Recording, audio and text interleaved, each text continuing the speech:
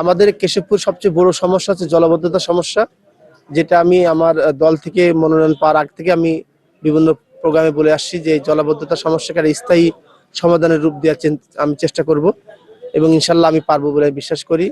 তাছাড়া আমাদের এখানে একটু মাদকের সমস্যা আছে, যে মাদকের সমস্যার কারণে আমাদের তরুণ সমাজ বিপদগ্রস্ত হচ্ছে।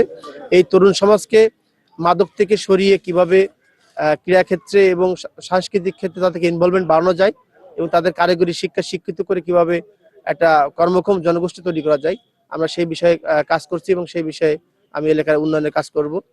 আমাদের এলাকার আমাদের কেশবপুর হাসপাতালটা খুব জরাজীর্ণ অবস্থায় আছে। আপনি দেখবেন হাসপাতালে আমাদের রেগুলার রোগী ভর্তি হয় 50 জনের অধিক, যেহেতু এটা 50 সদস্য বিশিষ্ট একটা হাসপাতাল।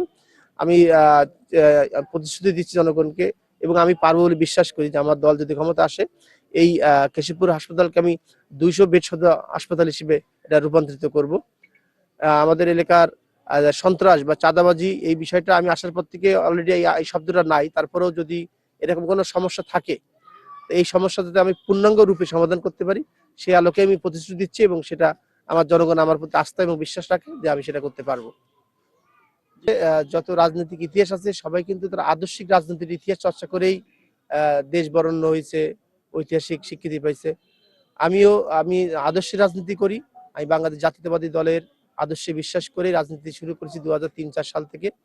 পরবর্তী থেকে আমি জাতীয়তাবাদী আদর্শে চর্চা করতে জাতীয় ছাত্র দলের রাজনীতি শুরু করি। আমার রাজনীতিতে আমার ত্যাগ, আমার অবদান, আমার আত্মত্যাগ, আমার পরিশ্রম, আমার সংগঠনের প্রতি ডেডিকেশন, আমার জিয়া পরিবর্তে আনুগত্য সব মিলিয়ে আমি বাংলাদেশ জাতীয়তাবাদী ছাত্র দলের সভাপতি নির্বাচিত হই। পরবর্তীতে আমি জাতীয়তাবাদী দলের নির্বাহী কমিটির সদস্য নির্বাচিত হই এবং পরবর্তীতে আমাকে আমার দল এই যশোর 6 আসন কেশবপুর আসন থেকে বাংলাদেশ জাতীয়তাবাদী দলের মনোনীত প্রার্থী হিসেবে ধানের শীষ প্রতীকে নির্বাচন করার জন্য আমাকে আমার নাম ঘোষণা করেন এবং আমি এখন কেশবপুর রাজনীতি করছি। বেসিক্যালি আমি বিশ্বাস করি যে আদর্শের রাজনীতি রক্তের সম্পর্ক থেকে আরো মজবুত আরো দৃঢ় হয়।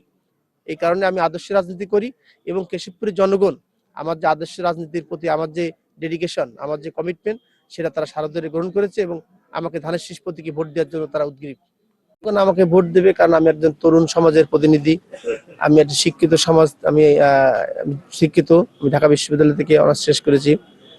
আমি মানুষের সাথে মিশতে পারি। আমার জাতীয়তাবাদী ছাত্রদল কেন্দ্রীয় সংসদের মতন একটা বৃহৎ সংগঠন চালানোর আমার অভিজ্ঞতা আছে, যেহেতু আমি ঢাকা বিশ্ববিদ্যালয়ে পড়াশোনা করেছি। ঢাকা বিশ্ববিদ্যালয়ে পড়াশোনার কারণে আমার রাজনৈতিক এবং আমার ফ্রেন্ড সার্কেল, সামাজিক সার্কেল অনেক বড়, যার মাধ্যমে তারা বিভিন্ন ক্ষেত্রে প্রতিষ্ঠিত, সমাজে সরকারি চাকরির ক্ষেত্রে বেসরকারি ক্ষেত্রে তারা প্রতিষ্ঠিত। তাদের সহযোগিতা নিয়ে আমি কেশবপুরের মানুষের উন্নয়নে সহযোগিতা করতে পারবো। কেশবপুরের মানুষ আমার ডেডিকেশন, আমার পূর্বে রাজনৈতিক অভিজ্ঞতা এবং ডেডিকেশনের কারণে তারা আমাকে তাদের সন্তান মনে করে, এই কারণে তারা আমাকে ভোট দেবে।